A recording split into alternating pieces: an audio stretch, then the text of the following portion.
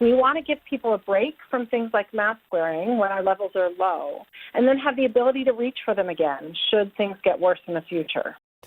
And with that, the CDC announces that it is drastically changing its masking guidelines for Americans. They are something that we have worn for almost 2 years now, but now many of us will be more encouraged to take the masks off. Thanks for joining us again. I'm Scott Levin. And I'm Mary Alice Demler. But where you live depends on whether or not masks are still being recommended, and that goes for schools too. There is an awful lot to break down with this new development. Our Dave McKinley is here now with what you need to know about the changes. Late breaking today, right, Dave? Sure was, Scott, and this represents a sea change, really, because before today, while 95% of counties in the nation would technically fall under the recommendation to keep indoor masking going, new metrics being used by the CDC suddenly make it where 63% of them would not, and including all of those locally.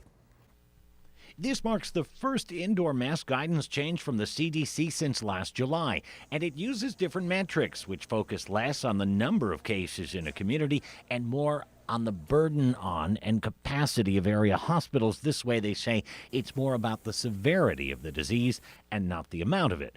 It also means that 70% of Americans now live in areas of medium to low risk, no longer in areas where masks are recommended indoors, including in schools.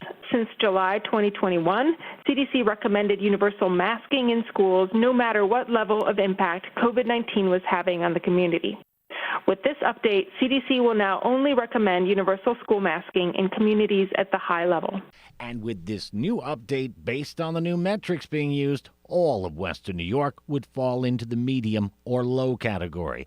As most know, New York State, though, still has an existing mask mandate for kids in schools, something Governor Hochul said she would be revisiting, but not for another 2 weeks. And thus far, we've heard nothing from her office indicating that she would be prepared to move on this any sooner. We were also reminded that the CDC issues guidance or recommendations, and states may or may not abide by them. Communities can use these metrics along with their own local metrics, such as wastewater surveillance, emergency department visits, and workforce capacity, to update and further inform their local policies and ensure equity in prevention efforts.